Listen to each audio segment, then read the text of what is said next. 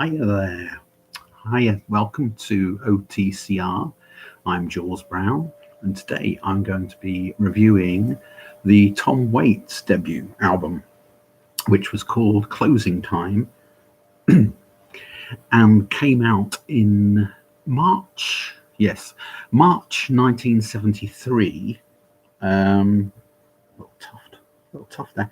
March 1973, and most of it was recorded in early 1972. Now, it came out in the same year, 1973, as Greetings from Asbury Park by Bruce Springsteen.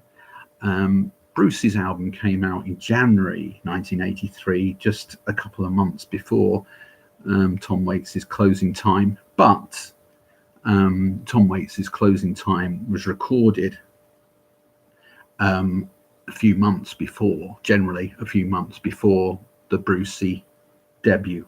So it's an interesting little thing there. They're basically around the same time. Anyway, Closing Time, I'll start the review. Starts off with a track called Old 55, which is a mid-tempo tune. Kind of a nice way to start the album. It's quite an accessible track, wistful and longing, which is kind of a theme for this album. It's got an overriding kind of melancholic feel to the album, almost like longing for another time. That's the way the album starts. It's quite a, for those of you Tom Waits doubters, if you want to listen to Tom and try and abandon your prejudices, maybe this is the album to listen to. I would suggest this album, Closing Time or Small Hours, which came out a few years, which I think was his third or fourth album. They're the two that I would suggest if you want to convince yourself, if you find Tom's later material a bit avant-garde, or you find him a bit growly, or his voice is a bit gruff in those 80s albums or 80s and beyond, try his 70s stuff because it's more accessible. Anyway, back to the review. The second track, as I say, this is the track actually you should listen to if you're not convinced about Tom Waits. I Hope That I Don't Fall in Love with You. Absolutely beautiful ballad. And I think that may be the one that might convince you. Then he's on to track number 3, Virginia Avenue. This is a more of a jazzy with some angular guitar playing. It reminded me a little bit of his later material with that sort of angular guitar sound, which is deployed slightly on this track, but in a more minimal way. Nice little track. Track number 4, Old Shoes and Picture Postcards, has got a more of a country rock, alt country, if you will, feel to it. Quite accessible number, that one. Yeah, it's just a nice. It's not. I wouldn't go as far as saying it was a filler, because none of these songs are fillers. They all tell a story, and I think that's the thing about Tom Waits albums. Hangs together really well, even though there's different styles deployed.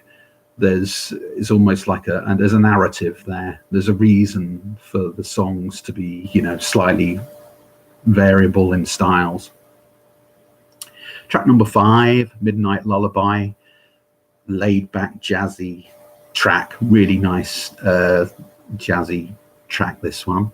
The trumpet to the fore. It ends beautifully with a little throwback to the nursery rhyme Hush Little Baby, with a little bit of xylophone or marimba, probably xylophone or a keyboard, playing that line, that tune of Hush Little Lullaby, Hush Little Baby, I should say. So that ends side 1. A nice way to end side 1 too. Side 2, Sorry, no, it doesn't end side one at all, does it?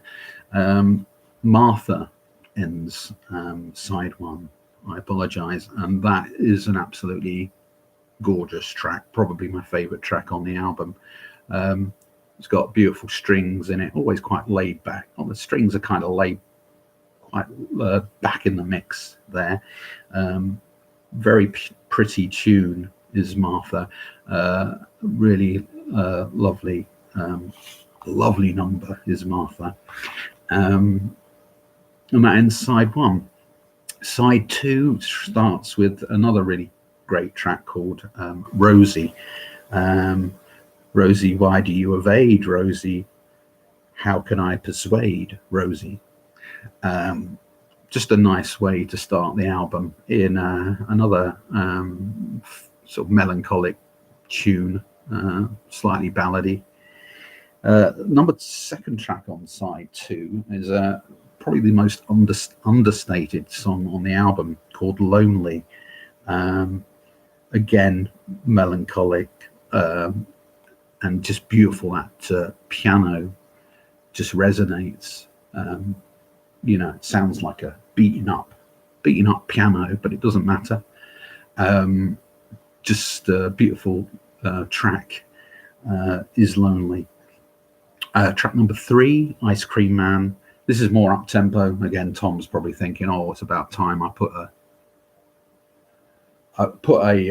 bit more of an up tempo track in there, just to make sure that the listeners are still with me." It's a nice. I think it reminds me, even though he's not telling those crazy vaudevillian stories at this stage so much. You still get that picture that Tom comes from that sort of stage and acting background, and a lot of these tracks give you that flavor. And then we go on to the fourth track on side 2, Little Trip to Heaven, on the Wings of Your Love. This is another jazzy ballad. What more can you say? Another nice track. No, I don't have anything more on that one. It's just another great track. Penultimate track on the album is another favourite of mine, Grapefruit Moon. Beautifully romantic tune. This album is pretty romantic after all, and you've got to have a heart of steel if you don't feel it. So Grapefruit Moon, it's got this really lovely piano run, which reminds me a little bit of Imagine by Mr. John Lennon, but the song doesn't. It's just that piano run, do-do-do-do-do thing. And it ends on title track, instrumental, called Closing Time. Piano, double bass, strings, cello. Just when you think the album can't get any more beautiful, it ends with this stunning, again quite understated instrumental piece of music, which closes the album off beautifully. So there you go. That's my review of Mr. Tom Waits' album, 1973 album, Closing Time. I'm very fond of it, as you probably can tell. I'd give it at least 9 out of 10 because it's of its overall feel, and every track serves a purpose, even though one or two of the tracks I didn't have a lot to say about, but you can't do it all, can you?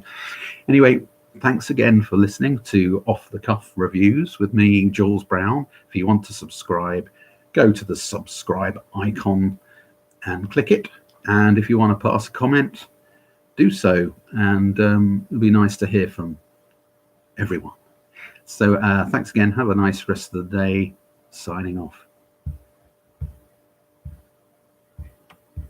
Bye-bye.